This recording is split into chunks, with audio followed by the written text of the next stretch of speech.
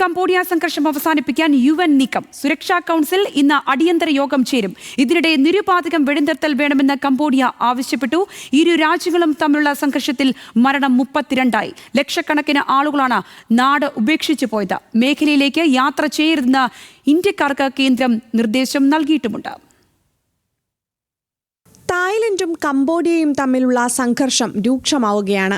അതിർത്തിയിലെ തർക്കം കൂടുതൽ പ്രദേശങ്ങളിലേക്ക് വ്യാപിക്കുകയും മരണസംഖ്യ ഉയരുകയും ചെയ്യുന്നു. ലക്ഷക്കണക്കിന് ആളുകളാണ് ഇരു രാജ്യങ്ങളുടെയും സംഘർഷ മേഖലയിൽ നിന്ന് പലായനം ചെയ്തത്. അടിയന്തരമായി ഉപാധികളില്ലാതെ വെടിനിർത്തൽ വേണമെന്ന് കംബോഡിയ ആവശ്യപ്പെട്ടു. തർക്കത്തിന് സമാധാനപരമായ പരിഹാരം വേണമെന്നും UN-ലെ കംബോഡിയൻ അംബാസഡർ കിയോച്ചിയ ആവശ്യപ്പെട്ടു. സംഘർഷം വഷളാകുന്ന സാഹചര്യത്തിൽ ഇടപെടലുമായി UN രംഗത്തെത്തിയിട്ടുണ്ട്. അടിയന്തര വെടിനിർത്തൽ പ്രഖ്യാപിക്കണമെന്നാണ് UN നിർദ്ദേശം. സംഘർഷത്തിന്റെ പശ്ചാത്തലത്തിൽ കംബോഡിയയിലെ ഇന്ത്യൻ എംബസി ഇന്ത്യക്കാർക്ക് സുരക്ഷാ നിർദ്ദേശവും നൽകി. അതേസമയം തായ്ലൻഡിന്റെ ഭാഗത്തു നിന്നുണ്ടായില്ല.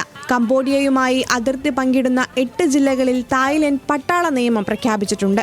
അതിർത്തി പ്രദേശങ്ങളിലേക്ക് കംബോഡിയ അതിക്രമിച്ചു കയറാൻ ശ്രമിക്കുന്നു എന്ന് ആരോപിച്ചായിരുന്നു തായ്ലൻഡിന്റെ നടപടി. സംഘർഷം യുദ്ധത്തിലേക്ക് നീങ്ങാമെന്നാണ് കഴിഞ്ഞ വെള്ളിയാഴ്ച തായ് ആക്ടിംഗ് പ്രധാനമന്ത്രി മുന്നറിയിപ്പ് നൽകിയത്. അതിർത്തിയിലെ 3 പ്രവിശ്യകളിൽ ആരംഭിച്ച സംഘർഷം 12 ഇടങ്ങളിലേക്ക് വ്യാപിച്ചിട്ടുണ്ട്. കംബോഡിയ സിവിലിയൻ മേഖലകൾ ആക്രമിച്ചുവെന്ന് തായ്ലൻഡ് ആരോപിക്കുമ്പോൾ സാംസ്കാരിക പൈതൃക കേന്ദ്രമായ പ്രയാവയഹാർ ക്ഷേത്ര പരിസരത്തിൽ തായ്ലൻഡ് ക്ലസ്റ്റർ ബോംബിംഗ് നടത്തിയെന്നാണ് കംബോഡിയൻ ആരോപണം.